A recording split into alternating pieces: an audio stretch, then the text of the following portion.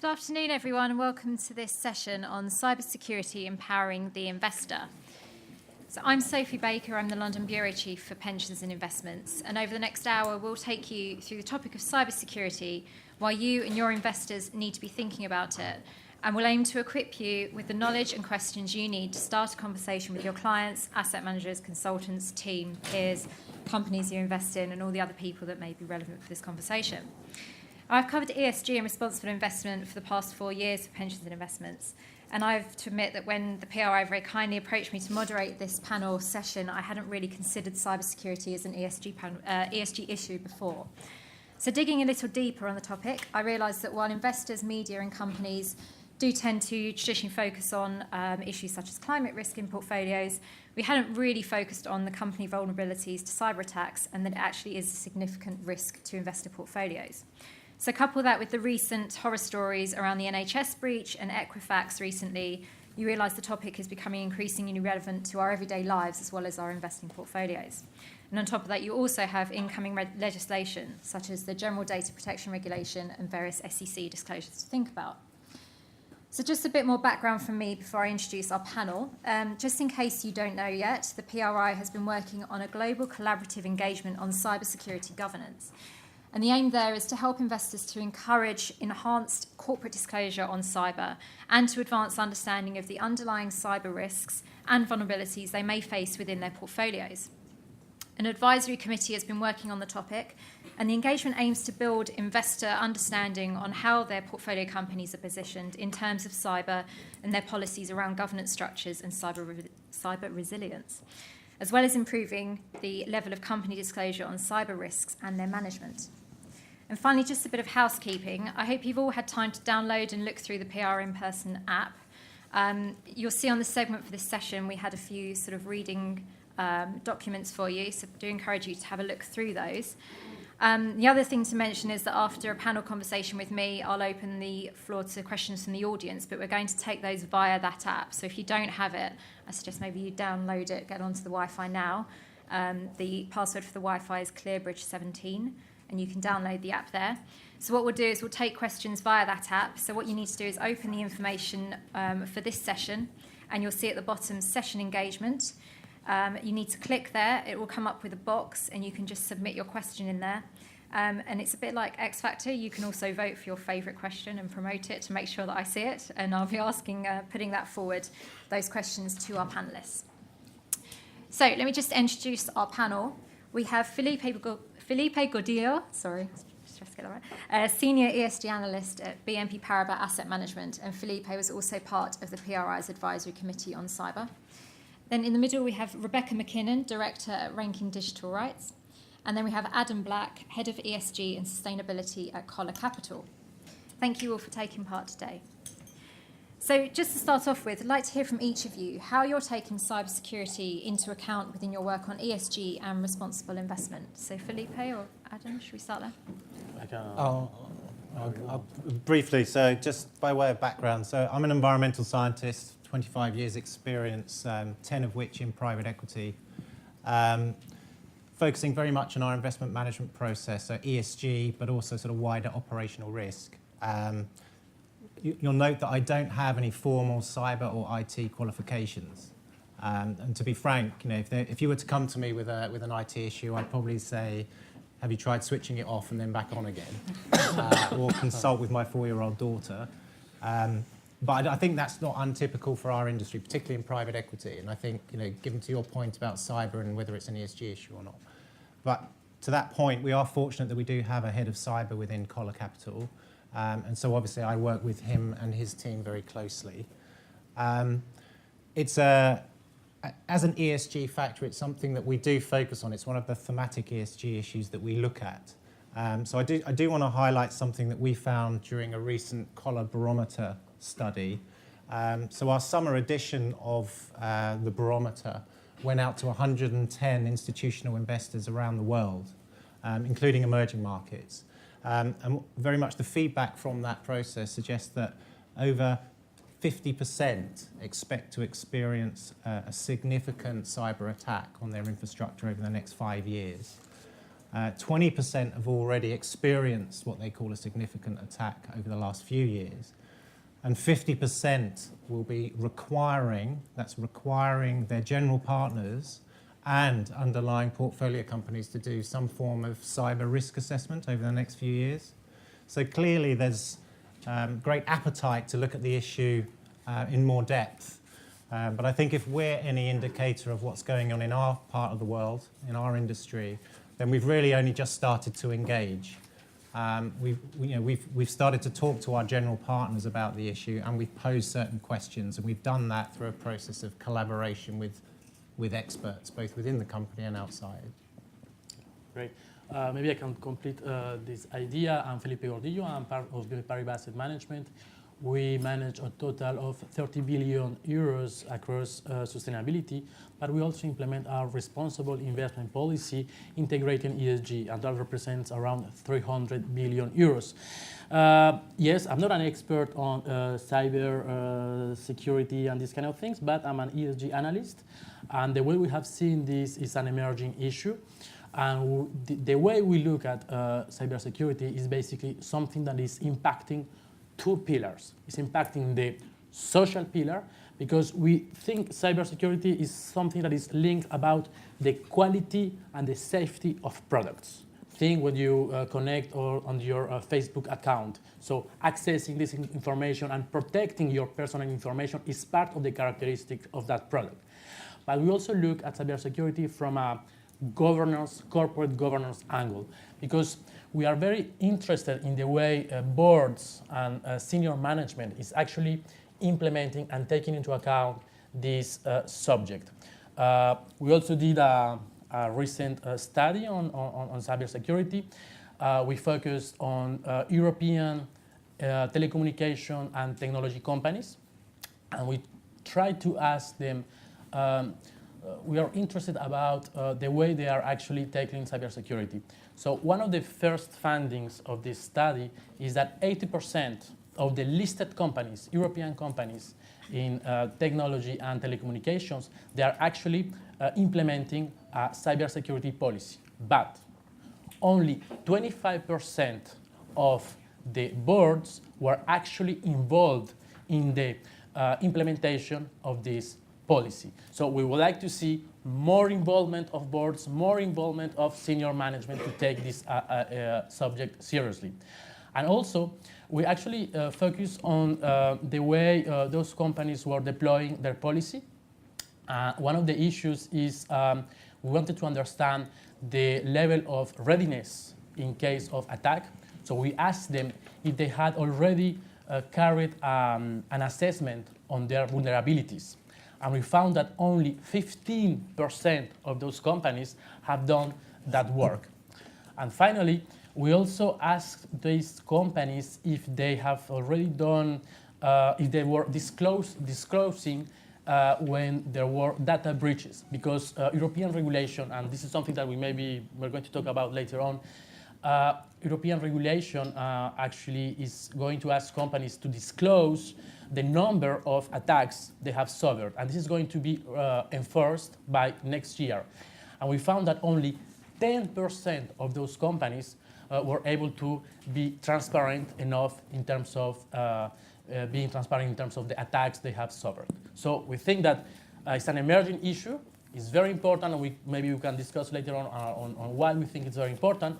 But the fact is that at least in the European telecommunication and technology companies, there is a lot of efforts to be aligned with the incoming regulation that will be reinforced in next year. And Rebecca, obviously you come at this from a slightly different angle, so can you tell us a bit more about what you do? Absolutely. I'm neither an investor nor an investment analyst, but I run a project called Ranking Digital Rights, which produces what we call the Ranking Digital Rights Corporate Accountability Index. It currently evaluates 22 internet, telecommunications, and mobile companies. But our indicators are public on our website, so people can actually use them to evaluate other things that they want. Our latest index, these are the scores. We have some materials. You can go on the website. The purpose of this, my talk right now, is not to talk about who got what score, but rather to explain what we evaluate. We evaluate companies on 3 different categories of indicators, 2 of which are relevant to this discussion today. One is governance. So there are questions about, is there board oversight on risks to the business, risks to users that relate to privacy, with security being part of that, as well as freedom of expression, sort of users' ability to transmit and access information, and so on, which is not the subject of this. So the governance category is looking at that oversight, and then we have a set of privacy indicators, 6 of which deal specifically with security and with companies' disclosed policies and practices related to security. Now, our full indicators are on our website and can be downloaded. It's a many-page document, but this is basically a summary of a distillation of the subjects of the 6 indicators, which are actually articulated in much more detail for our researchers. But they first look at, does the company disclose basic information about its risk assessment and oversight processes? Does it have adequate policies and processes to address security vulnerabilities? Does it have effective policies and plans for responding to data breaches? And we'll talk, you just mentioned this, and I'll elaborate slightly more on that later. Use of encryption to protect data. This has been identified, again, as an important part. And while you're not looking for companies to disclose all the technical factors that will help an adversary break the security measures, you need to disclose that you are engaging in robust practices to ensure that you're using industry standard encryption and other security measures. Again, accounts security, are you engaging in industry best practices around securing users' accounts if you have a business that has users with accounts? And also education for users. What are you doing to make sure that people who use your services can identify potential fraudulent behavior on their account? And so these are the scores if you just take the 6 security indicators, if you break those out of the index. You'll see that there are a few companies that disclose a high percentage of the types of things we're looking for disclosure on, but there are also many companies that disclose an inadequate amount of information. And once you break it down indicator by indicator, you see the unevenness on certain types of questions. So for instance, with data breaches, only 3 out of the 22 companies that we analyzed, and these are telecommunications, internet, ICT sector companies whose primary business is the transmission of and storing of user data, only 3 of them disclosed anything about their policies and practices in response to data breaches. And these are telcos and internet companies. So one can only imagine how bad it is out there more generally amongst other types of companies that deal with user data.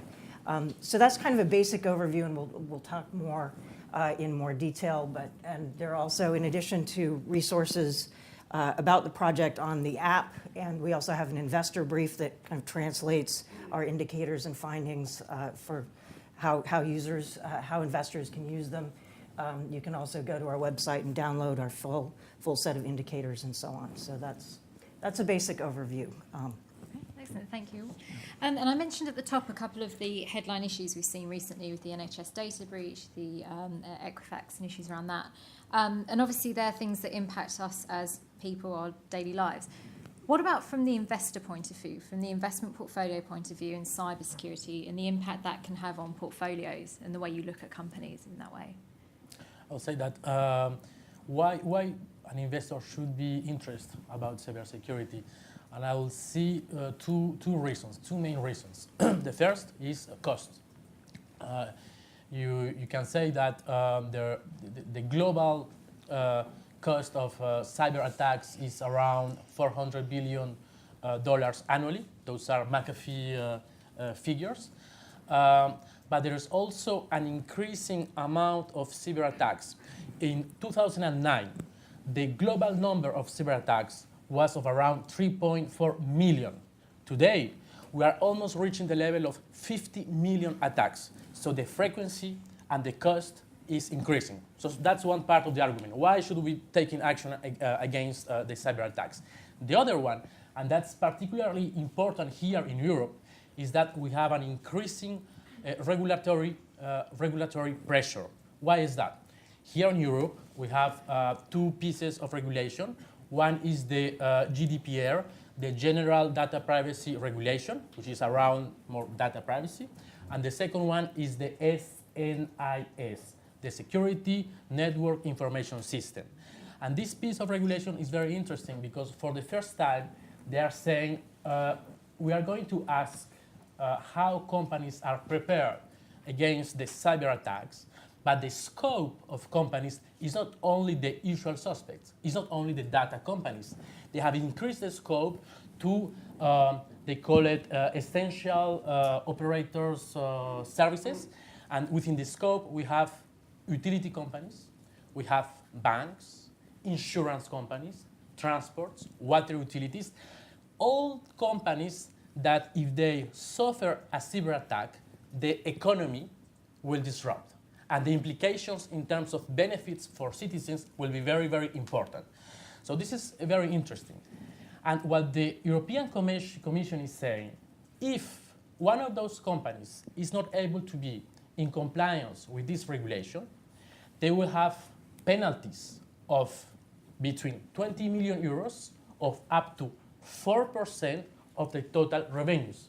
So from an investor point of view, we have the classical stuff, which is cost.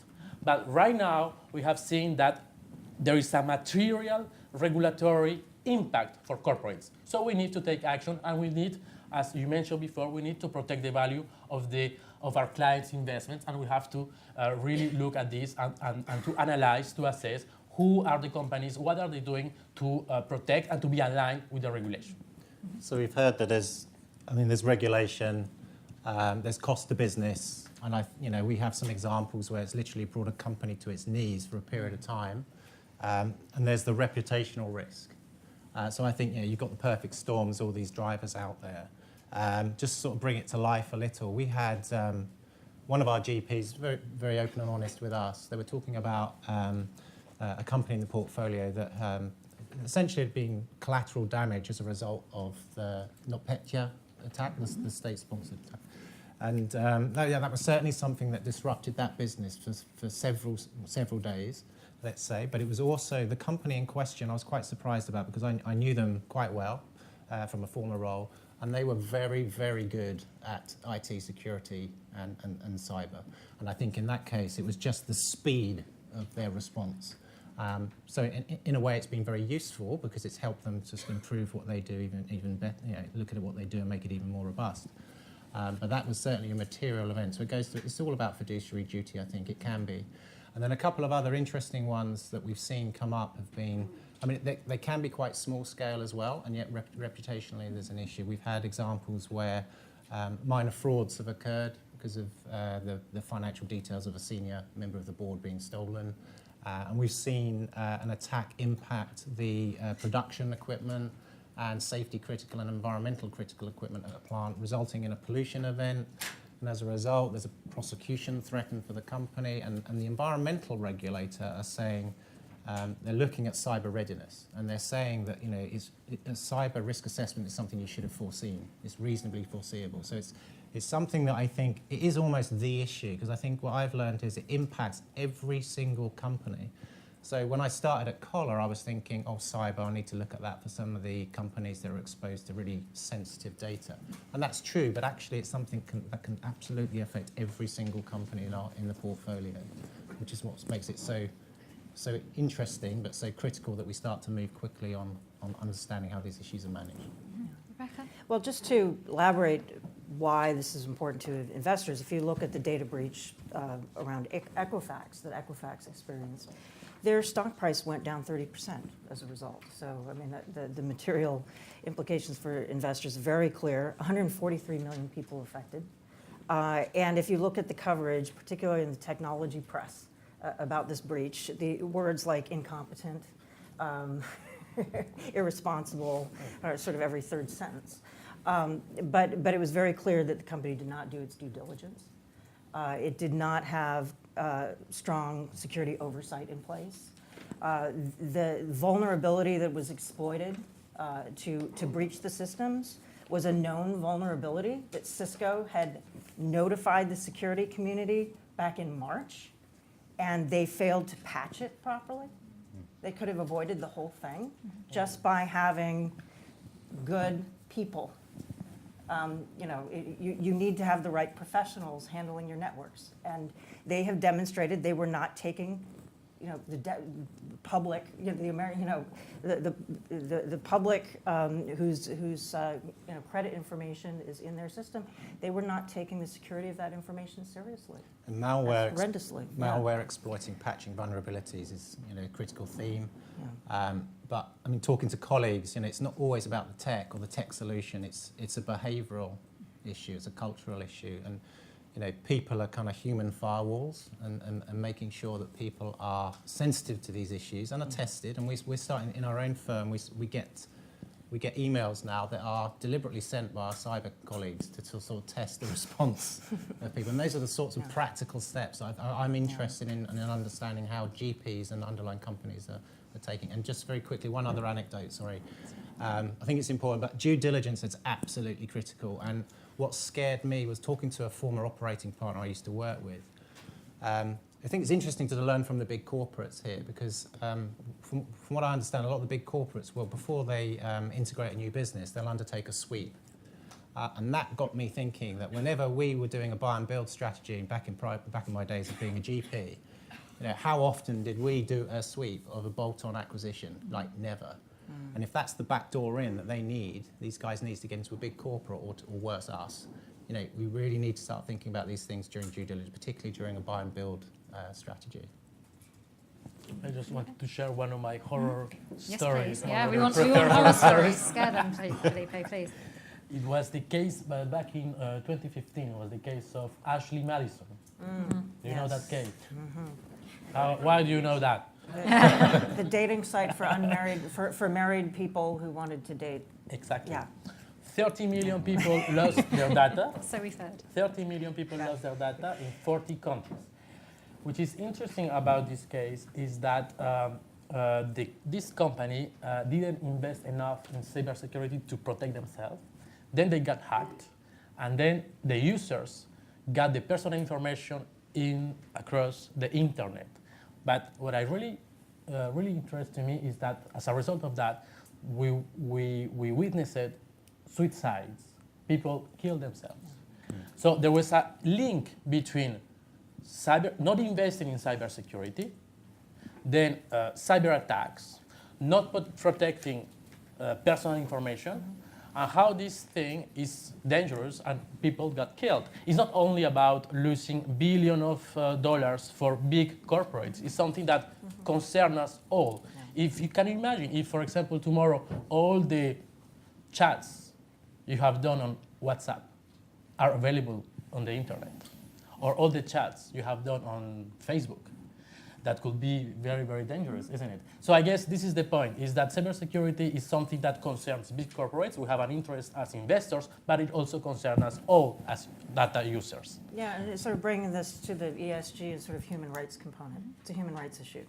People's data gets breached. In some countries, people go to jail, or they get murdered.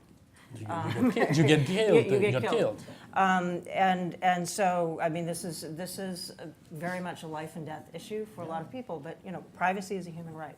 It's in the Universal Declaration of Human Rights. It's in the Covenant on Social and Political Rights, and digital privacy is part of that. And security is an essential part of respecting people's privacy rights. Okay, so now we've suitably terrified the audience, and I'm slightly worried about my WhatsApp chats now. One of the aims of this session was obviously to equip you with the questions that you need to be asking your portfolio companies yourselves, the companies you're working with, your teams, your asset managers on your behalf, all those kinds of things. So what are the key questions that investors need to need to have, and the knowledge they need to move forward on the topic, either to open up conversations for the first time or to enhance the conversations they're already having? Who wants to start on that? I'll kick off. So like this is new for us, yeah, and it struck us that we need to, before we asked these questions, we went out and consulted with the experts. We spoke to GPs, we spoke to operating partners, portfolio companies, we spoke to a big 4 firm, an insurance firm, and we spoke to lots of individual and small companies, very, very niche kind of specialist people. And what came back was, okay, so how would this be implemented practically? So what we tend to do is sort of like some overarching questions around, where do you see this from a governance perspective? How well prepared are you in terms of cyber readiness? Understanding where your greatest risks might be in a portfolio. Just getting a sense for risk assessment and oversight generally, but also overlaying that with some level of understanding where the cyber exposures are in terms of a company's data exposures, how much data do they handle, and also what would the consequences be from a business disruption perspective, so they can show that there's been a true consideration of the actual implications of an attack on their business. And we're looking for competence, as always, with many of these issues, like is there a head of cyber or someone with that kind of background, or do they have access to that skill set? And to my earlier point about due diligence, that it's something that needs to be thought about throughout the life cycle of an investment, rather than something that's just perhaps done at due diligence or forgotten about and then left. But it's something that needs to be, it's a living issue, and it needs to be something about that's absolutely embedded within the entire life cycle of an investment. And just very quickly, last week, I was in New York meeting with a bunch of our US GPs, talking about ESG more broadly, but the one issue that definitely resonated was cyber, and every single one of them are about to make a hire, an in-house hire, to look at cyber within the investment management process, which was a bit of an eye-opener for me. That's great and encouraging, but I wasn't expecting that necessarily with that absolute focus on the investment management process. So that was very encouraging. That's very interesting. Just to elaborate a bit on some of the questions that we suggest people ask and that we evaluate, again, ICT companies on, but you could evaluate most any company that's processing data. On risk assessment and oversight, what are the policies in place to limit employee access to user information? What are you carrying out internal security audits? Do you have third-party security audits? Again, you don't have to disclose all the little details that are going to help an adversary, but there needs to be disclosure about what basic policies and practices the company has in place. Is there a credible mechanism to address vulnerabilities that are discovered by security researchers? Again, Equifax clearly did not have a mechanism in place. They were ad hoc about it, and they didn't do it properly, and millions of people are now affected. Effective policies and plans for responding to data breaches. Again, what is the plan for timely notification of affected parties in addition to authorities?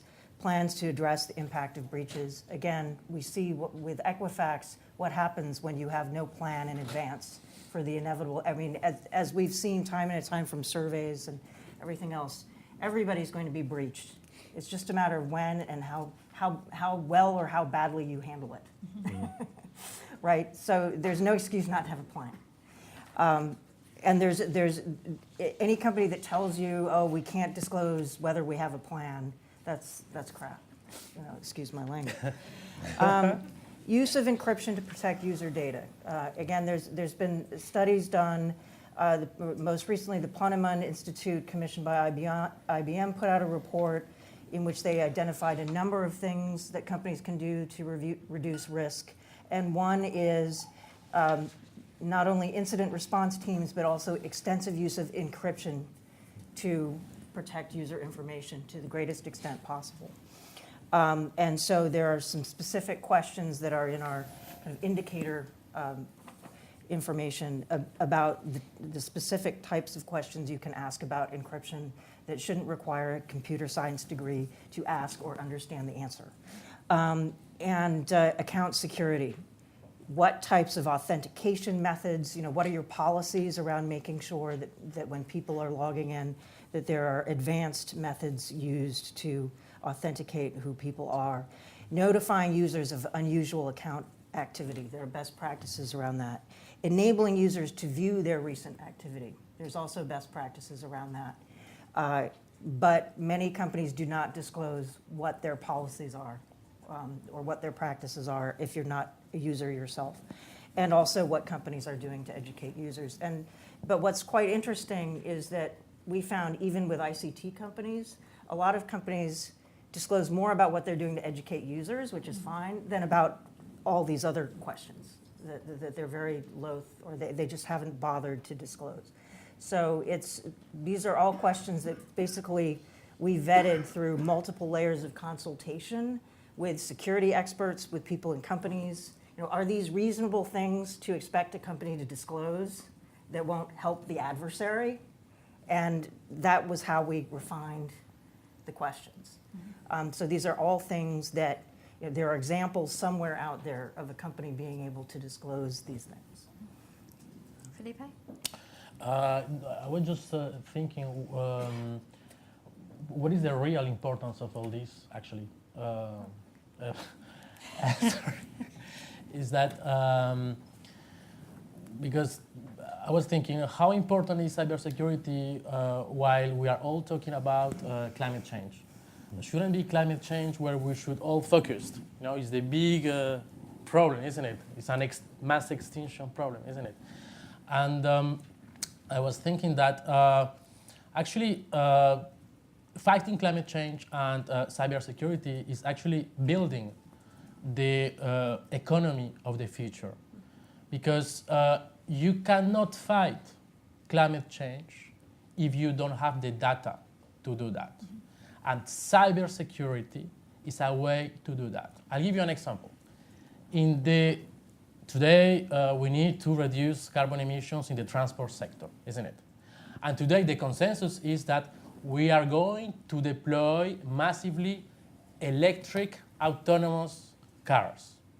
But we are not going to do that, or car makers are not going to be able to do that if they are not able to ensure a good level of data protection. Otherwise, those cars will be hacked. Yeah. Nobody would like to buy those cars, and then we won't be able to fight climate change. So I guess cybersecurity is about protecting the data, and if we are not able to do that, we are going to miss the opportunities to move very quickly to fight climate change. Yeah. I mean, just to build on that, I mean, users' digital rights more generally are also linked to this. And Bill McKibben has written about the need for freedom of expression, the need for climate activists to actually organize around these issues, the need for media to report on and do investigations on these issues. And you have a situation in much of the world right now where environmental activists and civil society working on environmental justice and climate change issues are under attack. They're under surveillance. They're being censored. They're being shut down.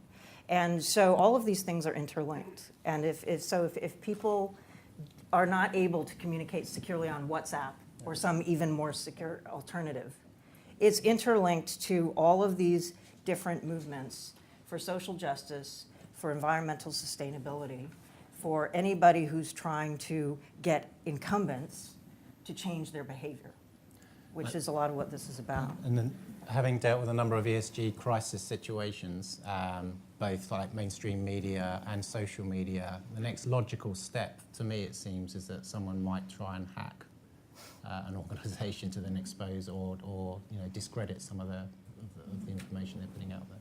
So it's absolutely, it's all linked.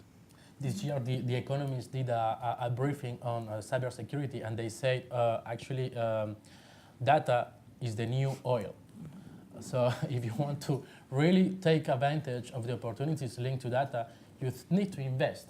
And I was looking to prepare this panel. I was looking some examples from other sectors. And I went through the example of actually the car industry. Because I don't know if you remember this, the movies from the 50s or the 60s. There were all the guys driving cars, smoking cigarettes, of course, and they were driving without seatbelts.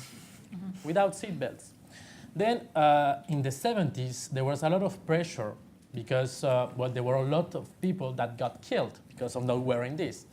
And in France, the industry really ignored the security and the safety of their cars. And in France, at the beginning of the 70s, there were killed, in average, 18,000 people annually because of the accidents.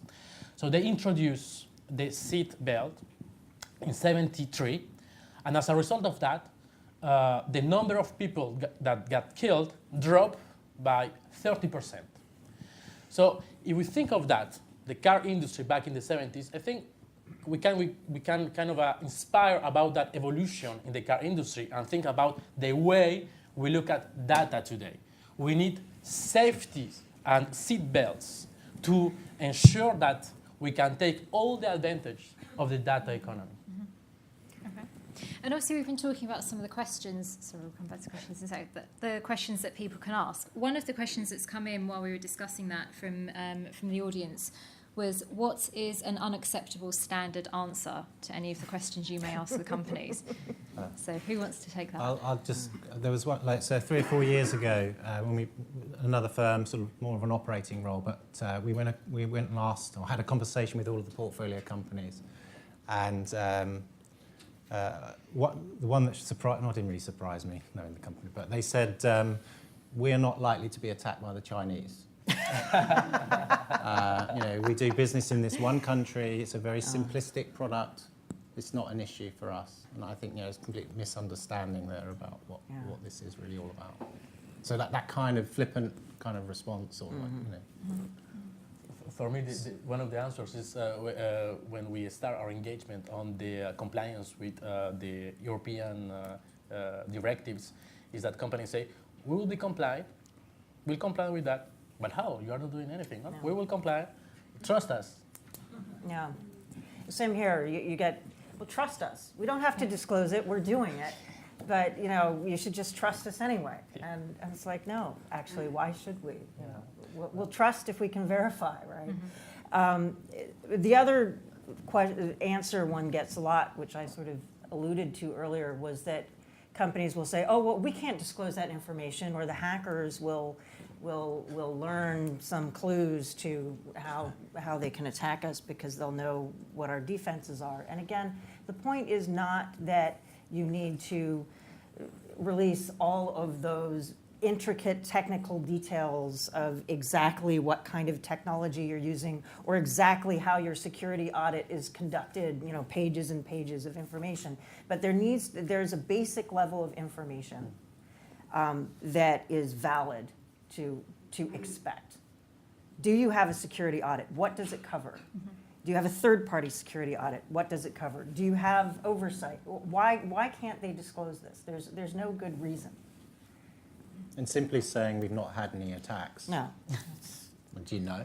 And if you haven't got a process in place, how do you know? If you're not doing penetration tests and so on, we've not had any attacks. Well, I bet you don't. I bet you have. Oh yeah. Well, just before we go to the audience questions, there are lots coming in, but if you have any more, then please do keep them coming in via the app. Wanted to ask you what resources beyond those questions can better equip investors to engage in cybersecurity and move their dialogue forward, and also for you to move your dialogue forward. Is there anything that you need, not just from me, but generally? For me, for me as a kind of novice to this, it was definitely talking to IT colleagues and just sort of reaching out to people in our network who we know are good at this. And if you are in an operating-facing role, that's incredibly useful, because just having a conversation with heads of IT or whoever at various operating companies, you see build up a picture of what best practice is. There are various organisations and bodies out there. Colleagues have referred me to ISICA, Information Security Audit Committee or something. There's lots of bodies out there that you can sort of easily reach out to and get information on. I think personally, what do I think would be helpful in my job now and the investment team? I think some level of training. Mm-hmm. I've learned through osmosis really, but some level of training, and certainly training from my deal team colleagues. Just to add to our ESG toolkit that we have already in terms of training, just so they understand some of the key concepts risks, exposures, vulnerabilities within that kind of life cycle of an investment. So it speaks there, it kind of speaks there to their language a little bit more would be good. Okay. Yes. I think to continue the conversation, I think the first idea is that cybersecurity is not a complex issue. It's not a geeky issue. As an analyst or as a portfolio manager, you can easily try to understand how the management is taking these things seriously. If the management is taking these things seriously, if there are processes to embed cybersecurity within the risk management of the company, those are basic questions. And I think the second idea will be that we have to acknowledge that cybersecurity is an emerging risk. We don't have the same level of disclosure as we can have in climate change. But that's why we need to join forces as investors. That's why we have to be together and join collaboratory engagement initiatives to push companies to adopt the best practices in the sector. And I think the PRI has implemented an extraordinary work into launching this collaboratory engagement on cybersecurity. And Olivia, who is here, should have the information and details if you are interested to join that initiative. But there are also another idea is that to keep in mind before you leave this room is that cybersecurity is not only about technology companies or telecommunication companies. It really concerns all the sectors of the economy. Think in the morning when you take your phone, think on all of the transactions you do with all the different sectors you are involved because you are able to process data and send information through these kind of things. The third idea is that we need a standard. We need an industry standard. We don't have it yet, but we have to push the sector and the market to build a standard. The same way as in the climate change, we have maybe I'm doing kind of a free publicity, we have the greenhouse gases protocol. We should have this kind of standard so companies, they feel more comfortable when they have to do their public disclosures. And the third idea, and the fourth idea will be to maybe to ESG data providers to tell them, hey, take these issues seriously. There is a lot of money involved, and increase the amount of KPIs and the quality of KPIs that you are using for investors like us. That's great. Well, just to build on what Felipe was saying and the need for a standard, those of you who've managed to download the app, and if you access our session area on the app, there's this one-page sort of set of, list of the questions to ask, but also links where you can go to actually view our indicators that ask much more detailed questions about company disclosure around security. If you've not managed to deal with the app, I do have a few copies in violation of the no paper policy. I'll just quietly give you and not take your name. So there's that, and actually we put our indicators out in public in part because we are trying to contribute potentially to the development of a standard for at least the baseline. What's the minimum, right? And related also in the app, in those resources, we do have an investor note that's basically translating these issues, not just security, but also around privacy and other digital risks for investors. And I also snuck a few paper copies into the room and I will anonymously give them to people. So that's and I'm also, one of the reasons why I came as well is to get a better understanding of the type of resources and research that investors need that they're not getting, and to see whether we can corral the right people with the right expertise to perhaps provide that. So, would people like to be seeing regular newsletters on these topics, or what are the gaps that people would like to see filled by people who are looking at these issues and can translate them for investors? I'd be very interested in hearing from people. And in full compliance with the non-paper policy. I haven't got. Yeah, I have. We do. I can send you our question set. Quite happy to. I mean, I think collaboration is key, as it is for so much of ESG, and I'm, share the love as far as I'm concerned now. Just like get it all out there. We've sent a lot of our stuff for free to all our GPs, obviously, but also to trade associations. So if anyone's interested in the question set we've come up with, then just drop me a note. I'm more than happy to send it out. It's interesting because one of the questions, that the most promoted question in Cybersecurity Pop Idol today is how much expertise is needed or useful to be able to begin robust company engagement on management of cyber risk. So maybe that's almost a question that we can throw back to the people at the conference today to come and tomorrow as well to come and have a chat with you guys about what they need. Yeah, because you don't need to be a technical expert. I mean, as long as you know how to use email and chat, I mean, that basically you have some concept of what these things are, and you've maybe done online banking once. I mean, you don't need to be that sophisticated in terms of technical expertise. You do want to know where to go for resources, and who to call and who to turn to, so that you have somebody sort of when you get a ridiculous answer back from a company that's trying to kind of snow you with technical jargon that actually doesn't mean anything, that you have enough resources to turn to go back to them and say, sorry, that's not acceptable. It's the use of business language, cyber, stop thinking about it as an IT issue, and it's a business issue. Well, that's another interesting question then coming up is investors and companies seem happy to throw money at this serious issue, which obviously we've established is a very serious issue, but how do you make sure resources are wisely spent, and how do you understand the value of working with consultants and specialist products? That's a good question.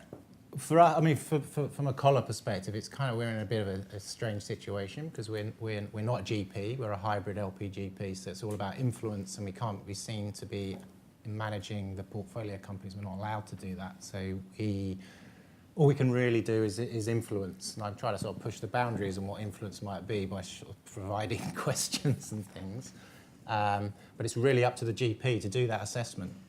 That's why they're the GP. They understand their portfolio, their risks, their opportunities. So how they choose to do that and how they choose to focus their spend is kind of up to them. But like everything for me, it's about risk, biggest bang for your buck. And like much of the work I do on ESG, I'll target where I think the biggest issues or gaps are likely to be. So I would imagine that kind of thinking. Okay. One of the good questions, it's something that Felipe touched on at the beginning. What sort of role should policy and I'd say regulators as well play in cybersecurity failures and ever more frequent breaches, but also flipping that round to the governance point of view from the investor side? I have one thing I was thinking that might be useful to point out with regulation. Regulation in this space is really complicated and not always very helpful. Sometimes it's helpful, like I think with the GDPR in Europe, but you have countries where they're trying to ban encryption. So, for instance, Facebook executives in Brazil have been arrested because of WhatsApp's encryption. The police were like, you have to give us this user information. They're like, we don't have it, it's encrypted, and then they put them in jail. So there's and a lot of data retention requirements, for national security that governments are putting in place are actually very counterproductive when it comes to securing business data as well as commercial consumer-facing services. And I think it might be useful for the investment community to get educated about this and take a bit more of a position, because governments tend to listen to investors a bit more who are concerned about security risks than they will to human rights activists who say, well, if we have no encryption, then dissidents can't fight for freedom in Egypt. And but governments unfortunately would rather hear from investors about business concerns with economic results. But you're seeing the market demand go very much in favor of encryption. IBM's putting out a new service, a new cloud service that's deploying sort of the most cutting edge approach to encryption. And this is where the market's going. This is where the needs are, and we need to make sure that regulation isn't actually going to make everybody less secure. I guess at the European, within the European context, I guess the benefit of having the SNIS, the Security Network Information System Directive, is that they are setting a minimum standard. We were talking about it before. We need a standard. So they are saying we like to see three basic things. We want to see who is responsible for cybersecurity within the company. So trying to really clarify the governance around this topic. The second point is they are saying we want to see companies producing impact assessments. So as you mentioned before, what is the due diligence process, how companies are identifying the vulnerabilities. And the third idea is to disclose about the data breaches. This is being transparent. This is being, okay, we have been attacked. We have lost this, how many accounts or whatever. So that gives signals to the market.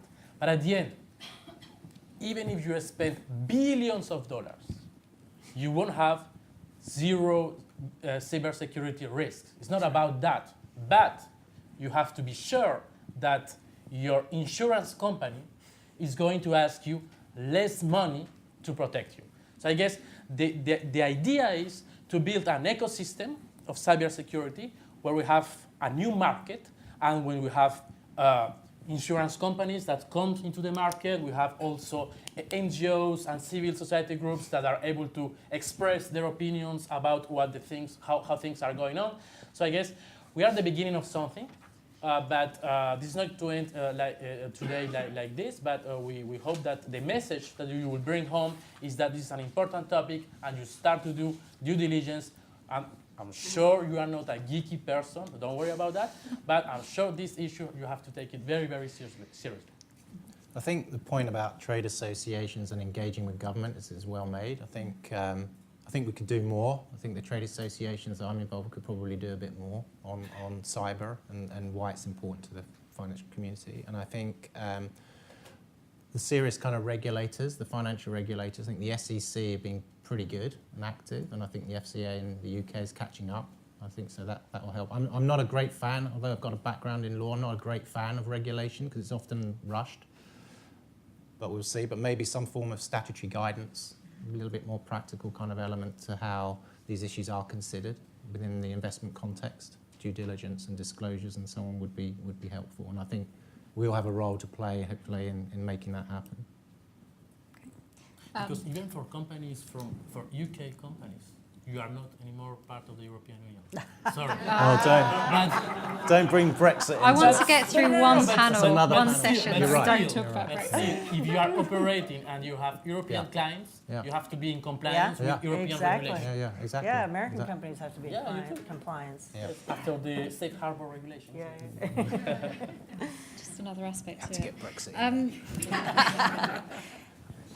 People really want to know if you think an investor could have predicted the data vulnerability of the Equifax breach, and what questions you might have asked them to get a good sense of the risk before it happened. And you've got about 5 minutes to go through that very scary question.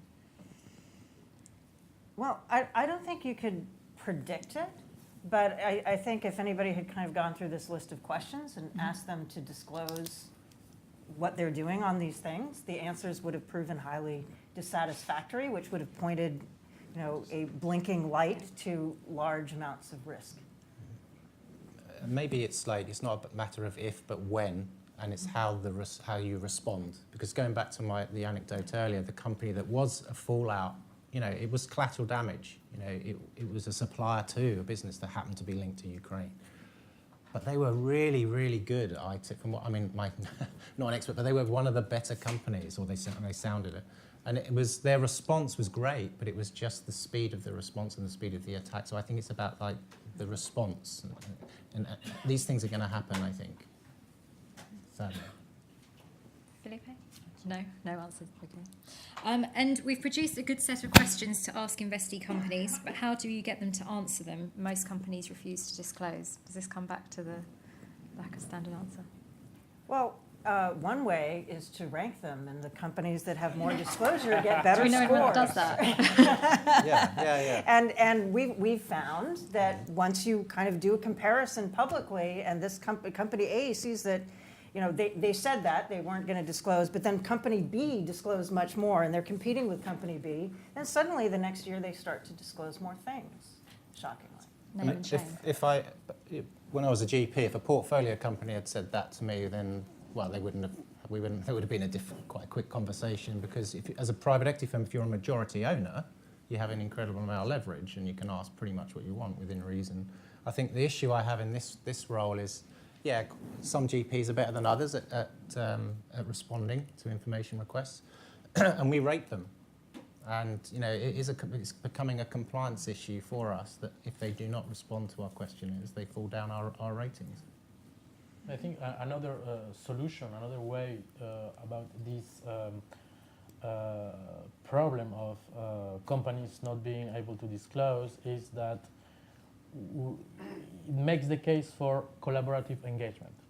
And this is a work that the PRI has been doing for several years. We have recently launched our cybersecurity collaborative engagement. We have targeted 100 companies from across different sectors: financials, healthcare, consumer staples, consumer discretionary, ICT, and telecommunications. We have started to send the letters to companies.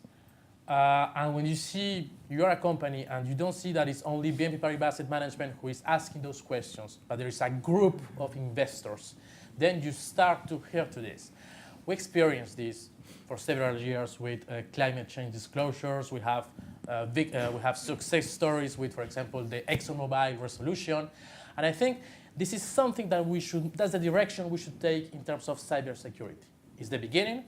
We will have the results of this collaborative engagement in a year and a half, around 2019. And that will be the beginning of something, and we would like to see you all on board on this collaborative engagement. And 30 seconds each on the last question then, most popular at the moment, is does the panel have suggestions on leading and lagging KPIs that could be reported at board level at portfolio companies to monitor performance on cybersecurity and data protection? You've won. Excellent. One each. I have one. Okay. For me, it's the expertise. It's what is the level of knowledge and expertise at board level. Because I remember when we discussed about the financial crisis 10 years ago, we saw some banks, boards with, you had sport people from the movies, people from different sectors, but you didn't see any people with financial skills. And I guess when it comes to cybersecurity and dealing with this risk, we start to push companies to have the competent people. Rebecca? Yeah, to add to that, since I would agree with that might have been mine if it hadn't been yours, is security audits and risk assessment, and third-party audits, not just internal. So that leaves me then. So I'm a fan. So I would say, more broadly, when I look at ESG, I'm a much bigger fan of leading indicators rather than lagging indicators, and also a huge fan of organisational culture. So anything that gives me a sense of, near misses are being tracked, things that could have happened, kind of setting the scene as to what could occur, and hours of training to get the culture. Because ultimately, like to a point earlier, people are human firewalls, so it's kind of quite an important part of this. Excellent. Well, thank you very much. Please join me in thanking Felipe, Rebecca, and Adam.